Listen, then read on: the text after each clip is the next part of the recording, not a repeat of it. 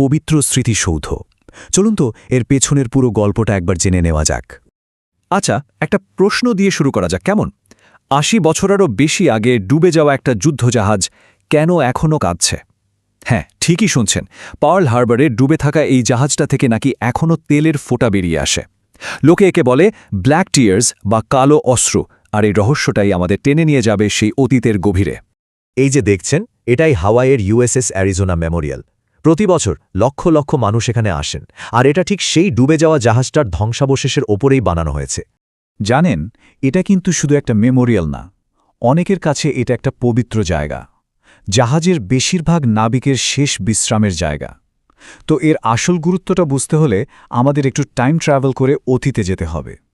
সেই সময়ে যখন এই জাহাজটা ছিল সাগরের এক অতিকায় দানব।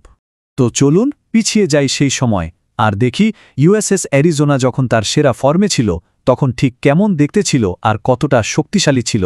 তো ১৯১৬ সালে অ্যারিজোনা প্রথম কাজ শুরু করে। এরপর প্রায় ২৫ বছর ধরে এটা আমেরিকার হয়ে কাজ করেছে, বলতে গেলে পুরো বিশ্ব ঘুরে বেরিয়েছে।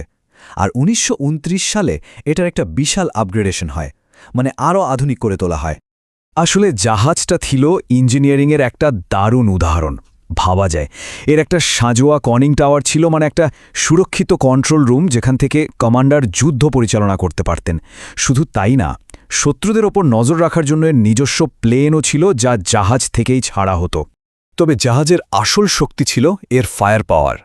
এর যে ট্যারেটগুলো দেখছেন, মানে এই যে বড় বড় বন্দুকগুলো, এগুলো এতটাই শক্তিশালী ছিল যে ১৯ মাইল দূরের কোনো টার্গেটেও অনায়াসে আঘাত করতে পারত। মানে এক কথায় একটা ভাসমান দুর্গ আর কি। কিন্তু মজার ব্যাপার হলই, এই বিশাল বন্দুকগুলো কিন্তু একা একা চলত না। ভাবুন তো, এই রকম মাত্র একটা ট্যারেট চালানোর জন্য ৮০ জনেরও বেশি নাবিকের একটা টিম লাগত। তারা সবাই মিলে একটা খুব জটিল কাজ ধাপে ধাপে করতেন। ভেতরের দিক থেকে দেখলে অ্যারিজোনা ছিল বলতে গেলে একটা ভাসমান শহর। মোট ৮টা ডেক ছিল। ওপরের ডেকগুলোতে নাবিক আর অফিসারদের থাকার জায়গা, আর নিচেরগুলোই ছিল জাহাজের সব যন্ত্রপাতি, ইঞ্জিন আর হ্যাঁ, প্রচুর গোলাবারুদ।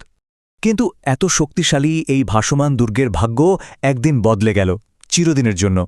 সেই সময়টায় মানে ১৯৪১ সালের দিকে আমেরিকা আর জাপানের মধ্যে সম্পর্ক খুব খারাপ হচ্ছিল।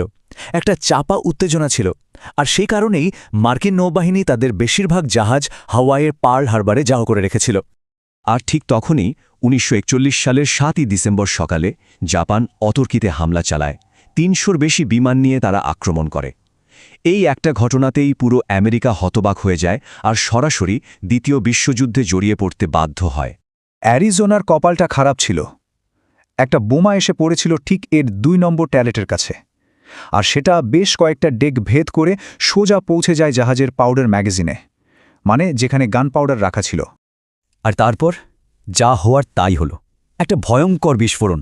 এতটাই বিশাল ছিল সেই বিস্ফোরণটা যে মাত্র ৯ মিনিটের মধ্যে পুরো জাহাজটা ডুবে যায়। এই ঘটনায় ক্ষয়ক্ষতির পরিমাণ ছিল অকল্পনীয়।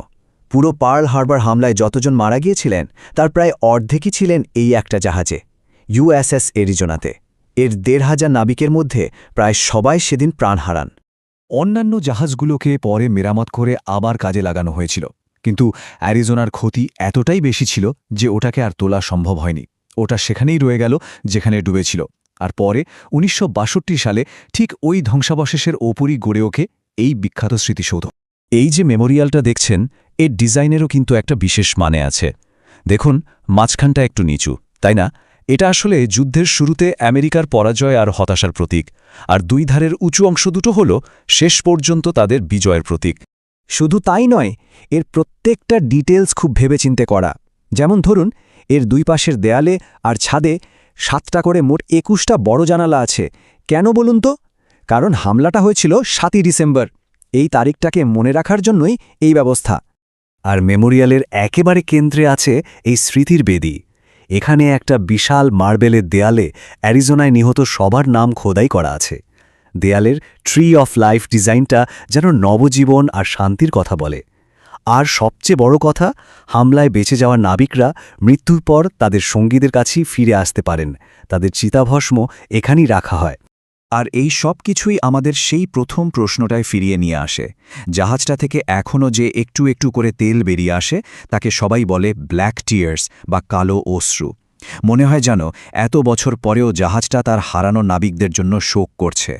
আসলে ইউএসএস অ্যারিজোনা শুধু একটা পুরনো জাহাজের ধ্বংসাবশেষ নয়, এটা একটা সমাধি, একটা স্মৃতিসৌধ আর আত্মত্যাগের এক জীবন্ত প্রতীক।